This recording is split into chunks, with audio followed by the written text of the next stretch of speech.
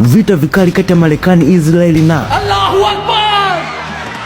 Namaanisha Iran ni moja ya migogoro mikubwa duniani kwa sasa. Ni vita ya muda mrefu kati ya Iran na Israel. Iran mara nyingi imekuwa ikisema Israel si taifa halali katika eneo la Mashariki ya Kati, na kwa upande wa Israel ikiona Iran kama tishio kubwa kwa usalama wake. Lakini kitu kilichoongeza moto zaidi kwenye mgogoro huu ni suala la uranium na mpango wa nyuklia unaofanywa na Iran. Iran imekuwa ikitajwa kurutubisha uranium mpaka karibu 60%, kiwango ambacho kinakaribia kile kinachoweza kutumia kutengeneza silaha za nyuklia. Hilo ndo lililosababisha Marekani na Israeli kuwa na hofu kubwa, na Marekani kuanzisha mission zilizoenda kushambulia vituo vya Iran vinavyotengeneza silaha. Hata hivyo, Iran ikaja kusema uranium yake ni kwa ajili ya nishati na utafiti wa kisayansi, na hata aliwahi kuwaruhusu wakaguzi wa kimataifa kuja kukagua vituo vyake. Lakini baadaye ushirikiano ulipungua na wakaguzi hawakupewa ruhusa ya kukagua baadhi ya vituo muhimu, na hapa ndipo nchi za magharibi zikaanza kuwa na wasiwasi kuhusu uranium ya Iran. Kwa hiyo ukiniuliza kwa nini Iran inashambuliwa, nitakujibu kama hivi. Sababu kubwa Iran kushambuliwa ni hofu ya dunia kwamba uranium yake imefika 60%,